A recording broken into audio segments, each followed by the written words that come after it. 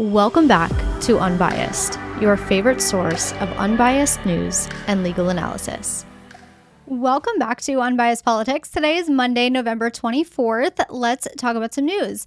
I'm really excited for today's episode for a couple of reasons. Number one, the highly anticipated Peace Talks segment starts today, which I will talk more about when we get there. But number two, because of the holiday, there won't be an episode on Thursday. So we're kind of just throwing everything into today's episode.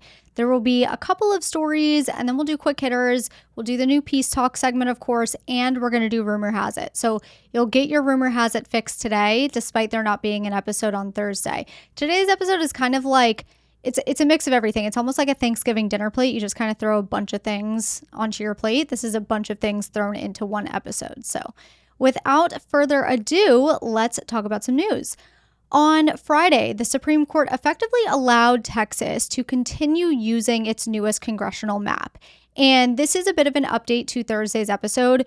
On Thursday, in the quick hitters section, we talked about this lower court ruling that said essentially Texas's congressional map unconstitutionally sorted voters based on race and ordered Texas to use the map that the state legislature had adopted back in 2021. Now, that ruling meant that Texas wouldn't be able to use its newly drawn map for the 2026 elections.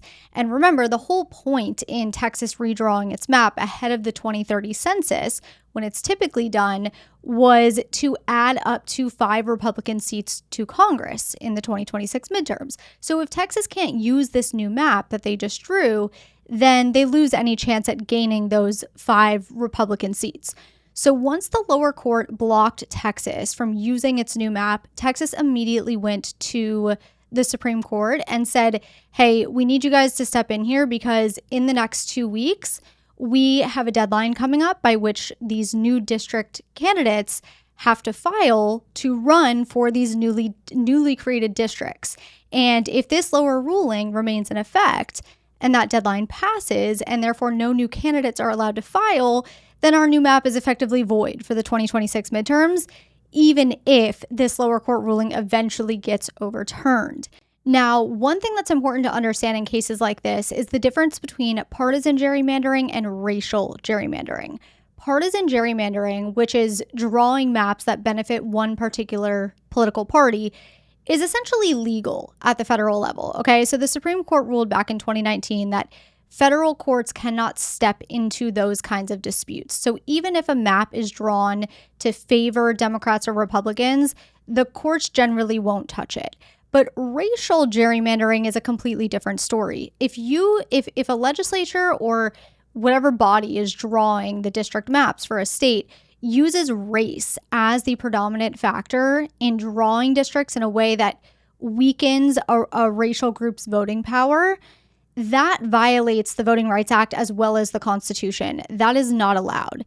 And that's why lawsuits like this one can move forward, because the plaintiffs are claiming racial discrimination, not just partisan advantage. And that's what the lower court found here, that Texas had racially gerrymandered its latest congressional map. So in response to that lower court ruling, Texas went ahead and bypassed the appellate court and went directly to the Supreme Court.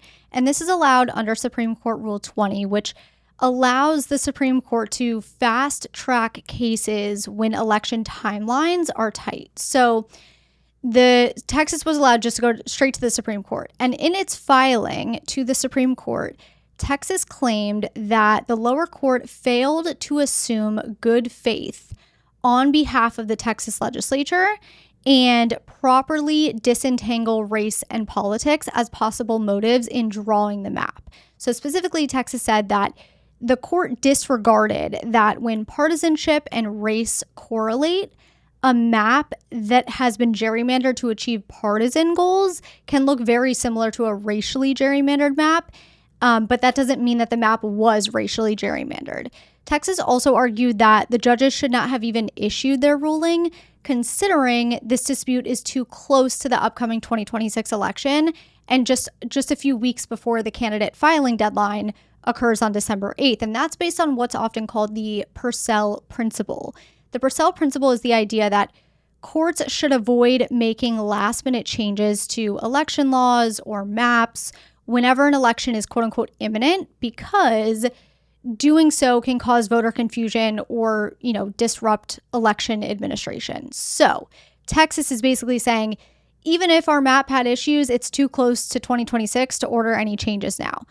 Consistent with those arguments, Texas asked the Supreme Court to pause the lower court's order. And on Friday, Justice Alito granted that request. Remember that each justice is assigned to a specific appellate district. And when an emergency application comes from one of those districts, it's first assigned to the justice that oversees that circuit. And that justice can decide the issue alone or refer it to the full court. So Justice Alito receives the emergency request from the Fifth Circuit, which includes Texas, and in this case, he was the one who granted the administrative stay.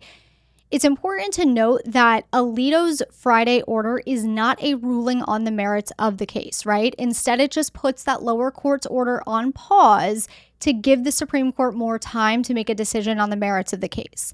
From here, the Supreme Court could decide to fast-track the case to a full merits briefing, essentially treating the emergency application as an appeal from the lower court's decision, which is what Texas has asked of the court. The court could also just simply keep the administrative stay in place without rendering a decision on the merits of the case, without hearing arguments in the case. That would allow Texas to use the new map for the upcoming elections and, potentially give Texas those additional red seats. Or the court could decide to lift the stay, which would then put the lower court's order back in place and essentially block Texas from using its new map in 2026. So time will tell us what the justices decide to do with this one. In other news, Republican Representative Marjorie Taylor Greene announced that she will resign from Congress effective January 5th. This development, of course, comes after we just spoke about the escalating feud between Greene and Trump amid Greene's support for the release of the Epstein files. To give you a little more context here, Greene was last elected in 2024, which means that her current term runs through January 3rd, 2027. That also means that her resignation will be midway through her current term, and that will require a special election in Georgia's 14th district to elect her successor. We did recently discuss Greene and Trump's feud over the Epstein files, which I just mentioned, but that's not really the only thing that they've butted heads over recently. So just in the last few months, they've engaged in public disagreements over issues related to the shutdown, HB1 visas, Trump's recent 50-year mortgage proposal, the ACA premium tax credit extension. They've kind of been at odds with one another, but the reason that their feud made news last week is because Trump went ahead and publicly rescinded his endorsement and his support of her. So that's a little bit of background. Greene announced her resignation in a video posted on X Friday night, which was also accompanied by a 4-page statement. Her statement, or resignation letter, mostly took issue with the current state of politics in the United States. She wrote in part, quote, "I've always represented the common American man and woman as a member of the House of Representatives, which is why I've always been despised in Washington, D.C. and never fit in. Americans are used by the political industrial complex of both political parties, election cycle after election cycle, in order to elect whichever side can convince Americans to hate the other side more. And the results are always the same. No matter which way the political pendulum swings, Republican or Democrat, nothing ever gets better for the common American man or woman." End quote. Greene then goes on to discuss her time in Congress and highlights her record as one of the most conservative voting members in Congress. She noted how she has defended the First Amendment, the Second Amendment, unborn babies, strong, safe borders, as well as fought against what she calls, quote, COVID insanity and mandated mass vaccinations, end quote, as well as funding foreign wars. She also wrote about her frustration with the recent government shutdown, as well as Speaker Johnson's decision to not have the House in session during the shutdown, and her frustration with fellow Republicans for failing to pass any sort of plan that would address the high and unaffordable health insurance policies. Her letter also referenced the recent tension with the president. She writes in part, quote, "I will never forget the day I had to leave my mother's side as my father had brain surgery to remove cancerous tumors in order to fly to Washington, D.C. to defend President Trump and vote no against the Democrats' second impeachment in 2021. My poor father and my poor mother, it was way too much. Loyalty should be a two-way street, and we should be able to vote our conscience and represent our district's interests because our job title is literally representative," end quote. She then concludes her letter with, quote, "If I am cast aside by MAGA Inc. and replaced by neocons, big pharma, big tech, military-industrial war complex, foreign leaders, and the elite donor class that can't even relate to real Americans, then many common Americans have been cast aside and replaced as well. When the common American people finally realize and understand that the political industrial complex of both parties is ripping this country apart, then I'll be here by their side to rebuild it. Until then, I'm going back to the people I love, to live life to the fullest as I always have, and look forward to a new path ahead," end quote. In response to her resignation, President Trump posted on Truth Social, quote, "Marjorie Traitor Brown, because of plummeting poll numbers and not wanting to face a primary challenger with a strong Trump endorsement, where she would have no chance of winning, has decided to call it quits. Her relationship with the worst Republican congressman in decades, Tom Massey of Kentucky, also known as Rand Paul Jr., because he votes against the Republican Party and really good legislation, did not help her. For some reason, primarily that I refused to return her never-ending barrage of phone calls, Marjorie went bad. Nevertheless, I will always appreciate Marjorie and thank her for her service to our country," end quote. Trump was later asked by a reporter whether he was willing to forgive Greene, and he responded, quote, "Forgive for what? No, I just disagreed with her philosophy. She started backing perhaps the worst Republican congressman in our history, just, a stupid person named Massey. And I said, go your own way. And once I left her, she resigned because she would have never survived a primary. But I think she's a nice person," end quote. Similarly, according to NBC News, Trump said in a phone interview that while it wouldn't be easy for Greene to revive her career in politics, he would love to see it. From here, Greene's last official day as representative for Georgia's 14th district will be January 5th. The House is out of session starting December 18th for their holiday break, so really she won't be working after that date. The exception is, of course, if the House is called back into session for some reason. Now, as far as filling Greene's seat, two things can happen. Either Georgia's governor can call a special election and a new representative would be elected to carry out the rest of her term, or the governor could instead decide to let Greene's seat remain vacant until the state's primary rolls around in May of this coming year. If a special election is held, it could happen as early as February of this coming year, but if the governor does decide to wait until the state primary, her seat would just remain vacant for a few extra months. Per Georgia law, the governor has to call a special election for a U.S. House vacancy within 10 days of the vacancy. Given that Greene's resignation takes effect January 5th, we'll know by January 15th what Georgia's governor decides to do. Let's take our first break here. When we come back, we'll do quick hitters and rumor has it. Welcome back. Let's do a few quick hitters. President Trump is expected to reveal a new proposal for addressing healthcare costs as soon as today. While the proposal has not yet been released, the framework reportedly includes a 2-year extension on ACA subsidies and new limits on eligibility. That's according to 3 people granted anonymity to discuss the plans. Notably, though, a White House official declined to confirm the details of the plans, saying, quote, "Until President Trump makes an announcement himself, any reporting about the administration's healthcare positions is mere speculation," end quote. A federal judge has dismissed the indictments against both former FBI Director James Comey and New York Attorney General Letitia James on the basis that the federal prosecutor who indicted them was unlawfully appointed. The judge said the appointment of the prosecutor was illegal because the Attorney General's power to appoint an interim U.S. attorney had already been exhausted under the law. So Attorney General Bondi had lawfully appointed a previous interim U.S. attorney back in January. That individual was later pushed out. The judge said that once that interim attorney was pushed out and once his term ended, the Attorney General no longer had authority to name another interim replacement. Only the district court could make a new interim appointment at that point. The DOJ will likely appeal this ruling. And the Department of Government Efficiency, otherwise known as DOGE, has been dissolved, according to the Office of Personnel Management Director. He told Reuters earlier this month that DOGE, quote, doesn't exist, end quote, and that it was no longer a centralized entity. Rumors of the entity's disbandment did start back in the summer when it was reported that staffers had packed up their belongings at the department's headquarters. But according to these documents that were revealed by Reuters, the Office of Personnel Management has taken over many of DOGE's former responsibilities.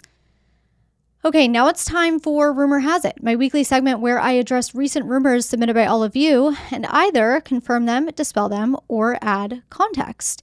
We usually do this segment on Thursdays, but because of the holiday, we are going to fit it in today. First one. Rumor has it that certain professional degrees like nursing are no longer considered professional degrees. We need to add a lot of context to this one, so stick with me. I cannot tell you how many people have messaged me about this in the last few days. This is probably one of the most highly requested stories to date, at least in the top 20, I would say. So let's get down to the bottom of this. To really understand what is going on here, we have to talk about the Big Beautiful Bill. When the One Big Beautiful Bill Act passed in July of this year, it included a section that implemented caps on federal student loans, and those caps are to take effect on July 1st of 2026. Now, those caps apply to both graduate loans and loans for quote-unquote professional students. So graduate loans are capped at a certain amount, professional degrees or students seeking professional degrees get a higher amount. Now, every law defines the terms that it uses, right? So the Big Beautiful Bill defined professional students for purposes of federal student loans as, quote, a student enrolled in a program of study that awards a professional degree as defined under Section 668.2, Title 34, Code of Federal Regulations upon completion of the program. So now we have to look at how Section 668.2, Title 34 of the Code of Federal Regulations defines a professional degree. And I quote, a degree that signifies both completion of the academic requirements for beginning practice in a given profession and a level of professional skill beyond that normally required for a bachelor's degree. Professional licensure is also generally required. Examples of a professional degree include, but are not limited to, pharmacy, dentistry, veterinary medicine, chiropractic, law, medicine, optometry, osteopathic medicine, podiatry, and theology. So if we really analyze this, the Big Beautiful Bill used the existing Code of Federal Regulations definition of professional degree, which is pretty broad, and the examples given in the definition are just examples, right? They're not an exhaustive list of what meets that definition. So that's part one of this conversation. As of now, under the Big Beautiful Bill, nurses, physician assistants or physician associates, physical therapists, etc., would still fit the current Code of Federal Regulations definition of professional degree, despite not being part of the limited list of examples, okay? So that means under the law as it's written today, these fields still qualify as professional students for federal loan purposes. Now, part two of this conversation is this. Whenever a new law is passed, especially one that changes how an existing system works, like, federal student loans, federal agencies go through a rulemaking process where they propose new rules and regulations to carry out the law in the real world. Congress essentially sets the big picture instruction, and then agencies write the detailed instruction. So for example, the law might say federal student loans are capped at X amount for certain degrees, but it won't define exactly which degrees count. It won't specify what form schools have to use. It won't specify how the caps are applied. The education department will write the rules that fill in those blanks.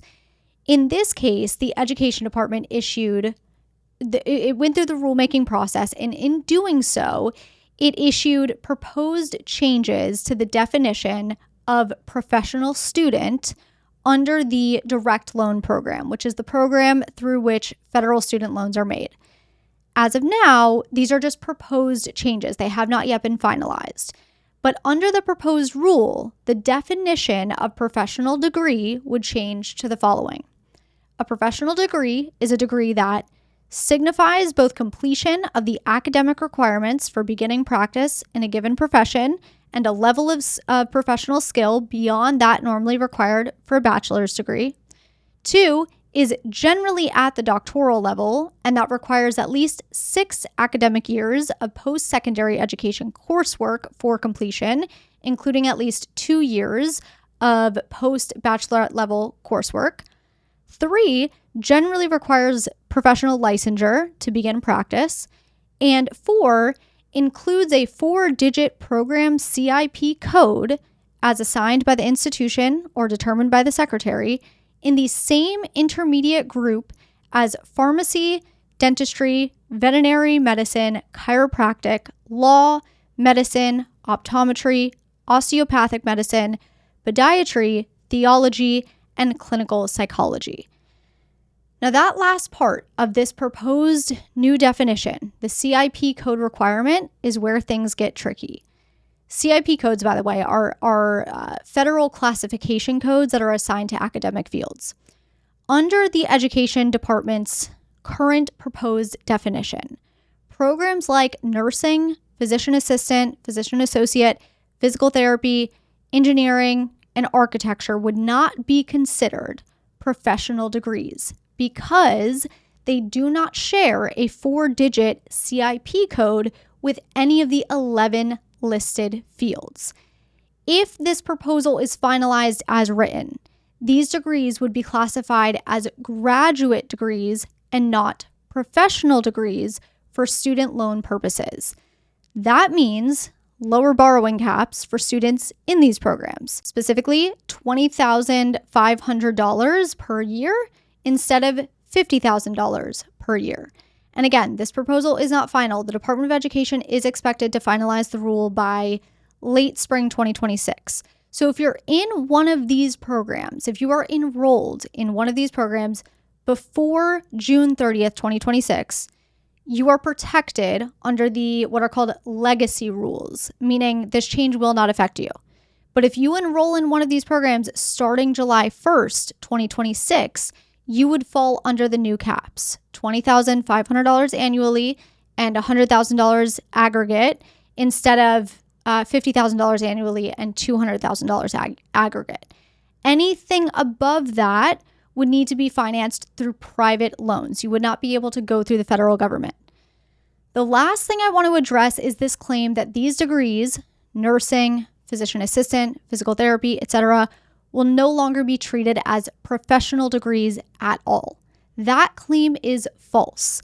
This reclassification would apply only within the federal student loan system. It would not change how these professions are regarded in the real world by licensing boards, employers, or anyone else. This is just when we're talking about federal student loans.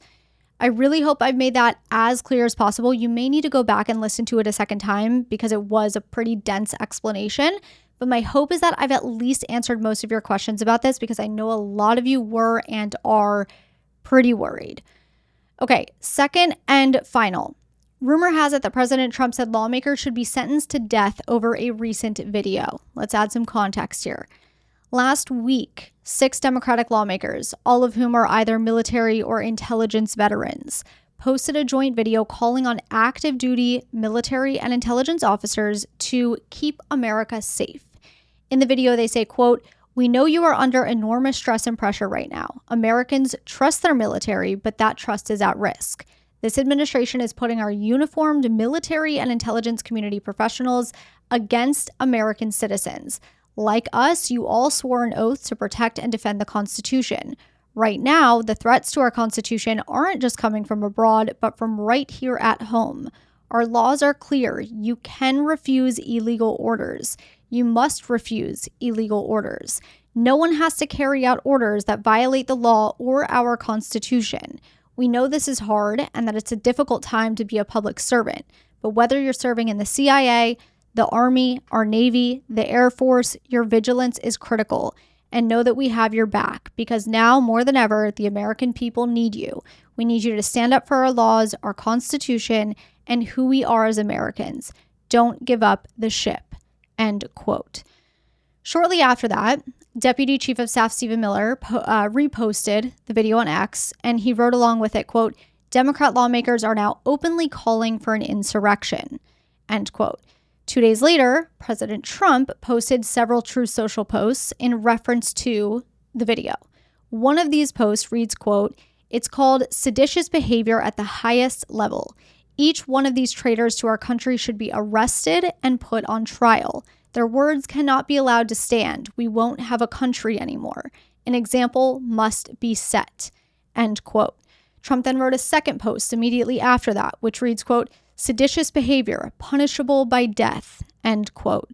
Since then, President Trump said in an interview that he was not calling for their death. Speaking on a conservative radio show, he told the host, quote, "I think they're in serious trouble. I would say they're in serious trouble. I'm not threatening death, but I think they're in serious trouble. In the old days, it was death. That was seditious behavior." End quote. Now, sedition, as it's defined in the U.S. Code, is defined as seditious conspiracy. And it's behavior or speech that incites individuals to violently rebel against the government.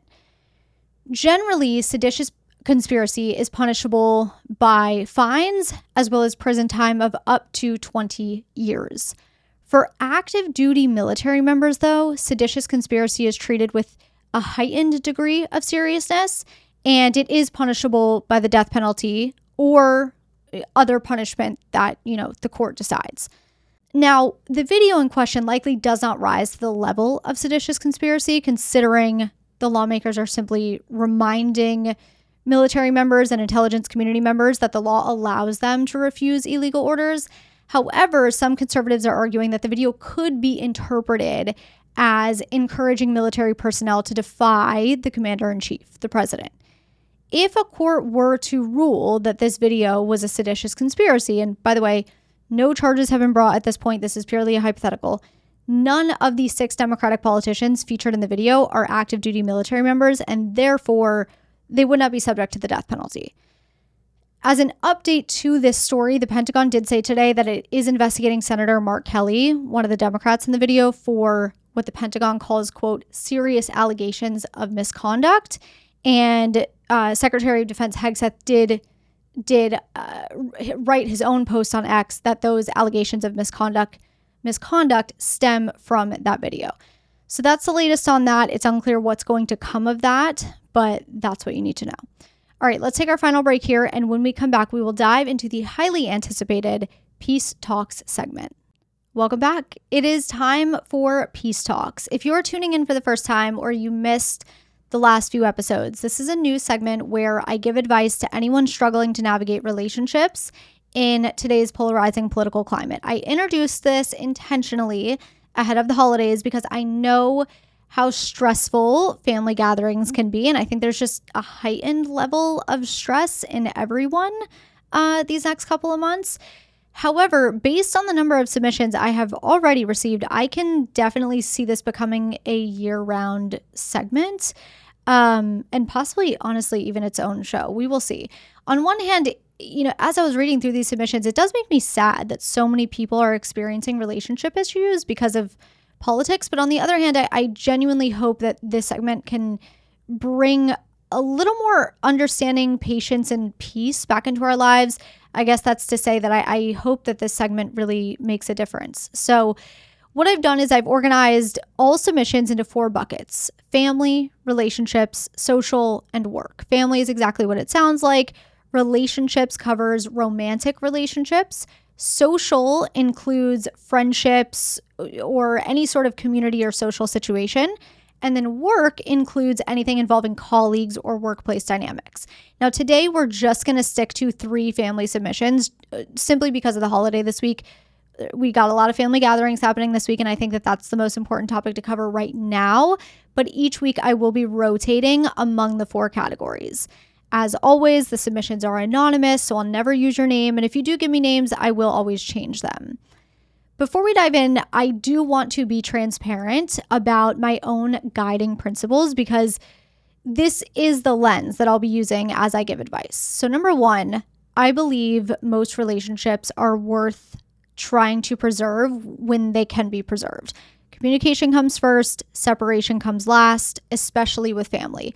I myself am a big family person. I come from a politically mixed family, and I love them all. I want that same sense of peace and connection for you. Number two, I do not tolerate disrespect. You can absolutely try to correct negative behavior, but if someone repeatedly disrespects you, that's a boundary issue. That is not a political issue. And in those cases, removing yourself is oftentimes the healthiest option because life is just too short for toxic energy. And number three, I do not believe political views inherently make someone a good or bad person. I have Republicans, Democrats, and centrists all along the political spectrum in my life whom I value and love equally. And I welcome a range of beliefs as long as they're not egregious or dehumanizing. So with those things in mind, let's get into today's submissions. First one, my dilemma centers around political tension in my family. During the 2024 election, one of my siblings became very vocal in our family group chat, posting strong support for Trump during the RNC with messages like, "I hope everyone is watching tonight," and "I've never been so proud to be an American." I knew this would hit a nerve for my youngest sibling, who is passionately liberal. I lean liberal too, but usually stay quiet, and my older sibling is the same. My parents stay mostly in the middle. When the messages kept coming, I asked if we could keep politics out of the chat. I felt I said it politely, but the response was, "No, this is America," followed by more commentary. Within minutes, my brother-in-law left the chat, then my youngest sibling, then my spouse. Only my older sibling, my parents, and I remained. Since then, things have felt awkward when we're together. With Thanksgiving coming up, I am anxious about navigating conversations without everyone tiptoeing around politics. My question is, how do I show up to Thanksgiving in a way that keeps the peace without feeling like I am suppressing myself? And how do I rebuild comfort with my sibling? First of all, just know that what you are experiencing is extremely common and you are not alone, okay? It is not a your family issue. This is something that is plaguing, I would say, most families in the United States. Now, because you are asking about how to approach Thanksgiving specifically, I do want to tailor my advice to that rather than advising you on how to handle the family group chat. So here's my advice. I would go into Thanksgiving with an energy shift or a mindset shift, okay? So instead of thinking, ugh, I don't want this to be awkward, or I'm feeling really anxious about this, I don't know how this is going to go, I would shift to something like, I am going to show up to Thanksgiving warm and open and with the intention of bringing the family together. I think this mindset shift could help for a couple of reasons. So first of all, when you decide ahead of time what energy you want to bring, you are much less likely to get caught up in someone else's energy. And that doesn't mean you're suppressing yourself, by the way. I know you mentioned that you don't want to feel like you are suppressing yourself. You are just choosing a version of yourself that is right for this moment. Now, if politics do get brought up, I would just know ahead of time what you are going to say to kind of try to take the conversation somewhere else, right? Something like, hey, look, I really want today to feel good for everyone. Can we please talk about this another time? We know not all of us are going to agree on everything, so let's just please not do this today. And the tone here is really, really important because the warmer you are, the more likely the person hearing that will receive it. If tension does arise after that, I just want you to know that it is not your fault. Some people can't control themselves, and it's not your job to be the mediator for the family. You tried to de-escalate, you showed your good intentions and your emotional maturity. That's all you can do. As far as you asked about rebuilding comfort with your sibling, as far as rebuilding comfort, I think you could try to talk about things that you both have lovely memories of, okay? So memories from when you were kids, something you saw recently that made you think of them, a holiday memory from years past, an inside joke, literally anything humanizing. I think that would help build comfort naturally, because this is a sibling. This is someone that you have a lot of history with, and reminding yourselves of that history can be comforting in and of itself. So again, just to kind of recap here, go into Thanksgiving with a bit of a mindset shift. I know it's easier said than done, but try not to go into it with a sense of dread. Go into it with a specific positive energy that you want to bring to the table. Next one. Most or all of my family is on the political left, while I am an independent and voted for Trump. I haven't shared with them that I voted for Trump. I don't agree with everything that Trump does, though I do stand by my vote for various reasons I won't go into here. I find myself feeling very unseen and struggling to find a way to share my political views with my family, mostly because I see them speaking as if they assume all good and caring people hate Trump like they do.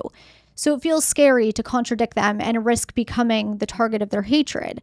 I might be quote unquote canceled by my own family, or at least looked down upon and labeled a bad or uncaring person. While I can understand some of where they are coming from, it feels like they go way too far, and I haven't yet found a way to bridge the gap between us. I end up feeling like I don't belong. I feel determined to find a way to let myself be seen, though I worry that I'll either come off too guarded or angry myself, as I've experienced some painful things in the realm of politics in recent years, or they will react very harshly toward me. Either way, it sounds like I might just be ruining the whole celebration for everyone. I believe that there's a way to find peace without hiding who I really am with my family. I imagine many other people are in this kind of dilemma. Do you have any advice for us? Okay, so first of all, as you indicated, this is unfortunately a really common situation, right? There are a ton of people on both sides who feel exactly the way that you do, and everything that you described, fear, confusion, wanting to be seen, but not necessarily wanting to trigger conflict, that's all completely valid. And the fact that you're trying to, find a way to maintain connection tells me that your heart is in the right place. So that's great. This is where I would start. What is it that you actually want? So you mentioned that you're afraid of being quote unquote canceled by your own family, and that you want to find a way to bridge the gap. But before you worry about how you're going to approach them, I think you need to figure out what would personally bring you peace, because it's very possible that you don't even want to share your views necessarily. You may just crave that feeling of belonging. And maybe the discomfort that you're feeling isn't about hiding your views. Maybe it's actually about being the only one at the table who thinks differently. And that's a hard feeling, of course. But that doesn't automatically mean you want or need to explain your views or your vote. Now, on the other hand, maybe you do want to share your views, and that's totally fine. But if that's the case, I want you to ask yourself why. Is it because you want them to understand you better? Is it because you want to debate? Or conversely, is it because you want to find common ground? Is it something else? I think that getting honest with yourself about why you want to share your views will help you decide what to do here. And one important thing I want to emphasize is, if you decide that you don't want to share your views, that does not mean that you're hiding or that you're being inauthentic, right? It means that you made a conscious choice that protects your own peace. That's what we call empowerment. That is not hiding. So please don't look at it as hiding.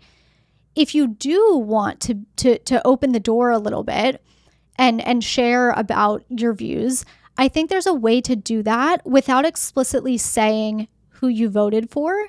And there's a reason I say it's not necessary to share who you vote for. I'll get to that in a second. But I think you could frame it around the fact that you're an independent and you can see both sides of certain issues. That way you're not invalidating their position, but you're also sharing that, you think deeply and critically about these things, and it's not so black and white for you. And that's completely reasonable. Now, you also mentioned that you don't agree with everything Trump does. And this is why I said it's not necessary for you to share who you voted for, because in saying that you don't agree with everything Trump does and that you're an independent, that means that you're not loyal to Trump himself. So I don't think you need to tie yourself to Trump when the goal is just to simply express your perspective on policy or issues. Sometimes simply by leaving the candidate out of the conversation can lead to a much healthier and more productive conversation. The key here is figuring out what kind of peace you are actually seeking, because once you know that, you can then decide whether to keep your views to yourself or share them in a way that feels right. And whichever way you go, I think you'll be more at peace with whichever decision you ultimately make. Last one. My husband and I are both Democrats. His sister and brother-in-law, we will call them Laura and Stephen, are very far-right Republicans. We avoid discussing politics, but lately Stephen constantly brings it up at family get-togethers, complaining about Democratic politicians or praising controversial GOP policies.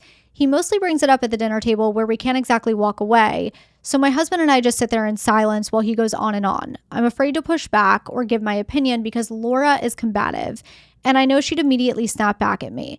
I don't want to damage or sever the relationship, but I dread being around them just because of the political talk, and I think they take advantage of our silence. How do we set boundaries without hurting our relationship? First of all, I would love to take a second to commend you for not wanting to sever the relationship despite your political differences. I think that says a lot about you, and I'm really proud of you for having that mentality.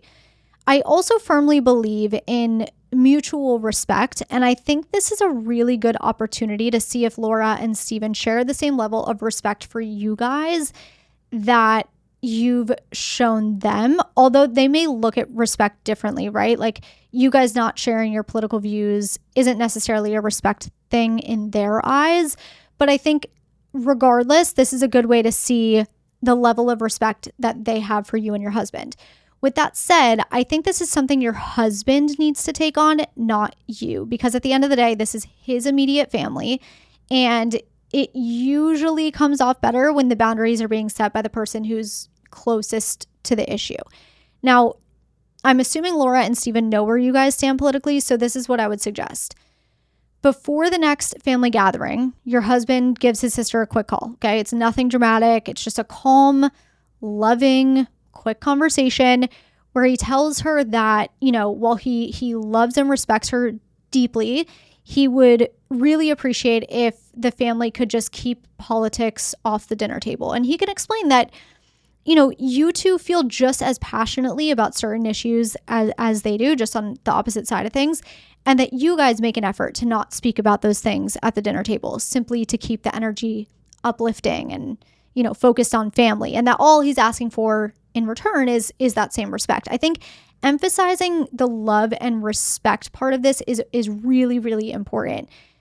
He has to make it clear that he values his relationship with her and that political differences don't change that, and that he wants to, he wants to keep getting together, but he also wants to keep the vibe of those gatherings fun and lighthearted and not so serious. And the way to do that for you guys is to respect each other enough to just not talk politics at family get-togethers. And another thing that's really important here is he shouldn't create the boundary around the content itself. It should be about the setting, right? You're not asking Laura and Steve to stop talking about Republicans or Democrats in their own home or in general. You're simply just asking that political conversations don't happen at family dinners or family get-togethers. You don't want to make them feel like you're silencing their views, silencing their opinions. You just want to make it known that you're trying to protect the peace of these get-togethers.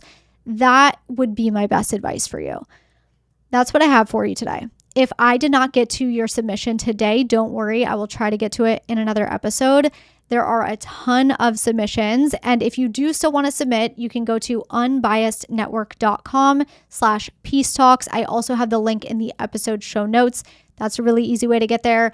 Like I said, I don't need your name. It's completely anonymous. If you do give me names, I will change them. But that's how you go about submitting.